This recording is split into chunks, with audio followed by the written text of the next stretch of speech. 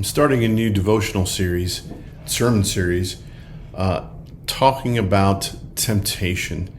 And I'm calling the series Overcomers because what the scriptures and what Jesus is exhorting us to do is to overcome. Yes, living the Christian life can be very challenging, can be very difficult. We face lots of roadblocks, we stumble, lots of temptations. And sometimes it can feel like a series of defeats, but Jesus promises us and exhorts us to think of it this way in Romans chapter 8, that all things work together for the good and we will be conformed to the image of Christ. We will overcome. And the series is going to be looking at how that can be realized in our life. It's a little counterintuitive, the way we're going to get there, but we need to lean in, lean against the temptations that we have. And the paradigm I'm using to look at all of this is the 7 deadly sins, and really more broader than that, but that serves as sort of the initial framework.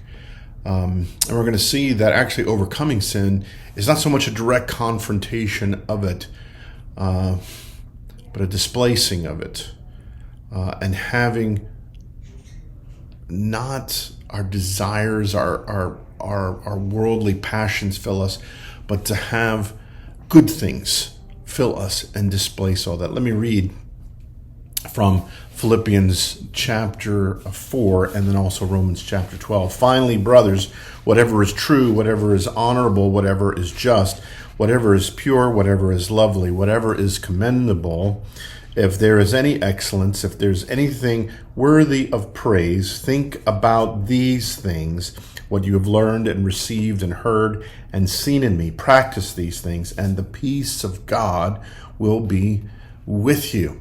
And then Romans chapter 12, verse 21. Do not be overcome by evil, but overcome evil with good. We feel the power of temptation, and the scriptures sometimes encourage us to put these temptations in categories. We see in Proverbs 16, here's this list of, there's 6 things the Lord hates, 7 he detests.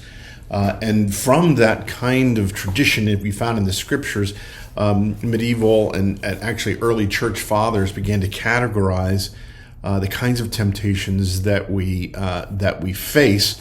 Tertullian in the 4th century, probably the first church father, put a list like that together, and he talked about gluttony, lust, greed, sorrow, and despair, wrath, sloth, vanity, and pride. Now that's 8, but the list we know as the 7 deadly sins was put together in its final form, or at least most familiar form, by Pope Gregory I, and he lived from this is about 590 AD. Pride, greed, wrath, envy, lust, gluttony, and sloth. These call to us, and we're called to overcome them. We're going to limit ourselves to just these ideas, but we're going to start there. And while sin has many faces, and we're going to explore why we're drawn maybe to some more than others. But we find that they all have their root in our hearts. Jeremiah 17:9 says, the heart is deceitful above all things and desperately sick. Who can understand it? And it's just talking about how our inner worlds can be difficult to understand and full of hidden motivations. Scriptures exhort us to some deep self-reflection. In the modern day, we call this shadow work. There's a lot of literature out there about shadow work, trying to understand why we do the things we do. What are our motivations that are even hidden to ourselves? But again, the scriptures have been encouraging us to do that for millennia. But maybe we get some wisdom from Augustine. In his Confessions, he wrote this: but my sin was this, that I looked for pleasure, beauty, and truth, not in him, but in myself and his other creatures. And the search led me instead to pain, confusion, and error. He doesn't say that beauty and pleasure are bad in and of itself. It's where he sought it. Not in the Creator, not in the good things that we're given, but in himself. And this is a sign that there's this disconnect between us and God that we naturally have, that we're born into. And because we're disconnected from God, we're looking for something in the created order, in ourselves, but refusing to look for it in God. It creates all these problems. This disconnect also gives us a sense that we need a source of life. Where do we find it? And we search for it hard in every place, but in the one who gave us life, which is just a sign that these pursuits of sin are idolatry. We're looking to worship at the feet of some god, pleasure, wealth, lust, and they don't satisfy, which means we give ourselves more and more over to it, like an addiction. How do we fight our addictions? We need to just acknowledge the truth. Number one, that this is a struggle. It's not like you're going to find some secret thing that reorients your mind and suddenly you're better. It's a slog, which is why I've termed this series Overcomers, not victors, but overcomers, because it is a slog. It is a battle. We engage faithfully in it. They're not always clear victories. But the other is that in and of ourselves, we're powerless before these temptations.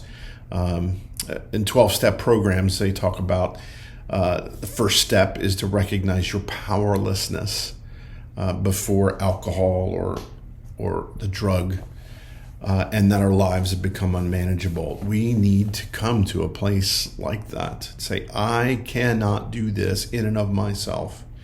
And then we look to the one who can give that to us, and that is the Lord, that is Jesus Christ, the one who came, who loved us, who died for us, more than that, was raised for us. And as we look to him, he enables us to overcome, to endure, to continue on. And the way we do that is not by some direct assault against our temptation, but displacing. Instead of being enamored with lustful pleasures or wealth or power over other people, but to be enamored with God himself and the good things he gives us.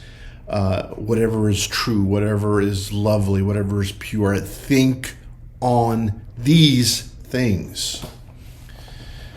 And we trust for the power to overcome.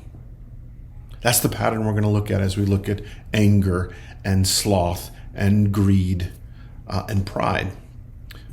We need something more powerful than our temptations to focus our attention on and to lead us out of that addiction, out of that slavery, to a place of blessing. Jesus gives that to us. I hope you can believe that this week, whatever challenges you face. Blessings on you all.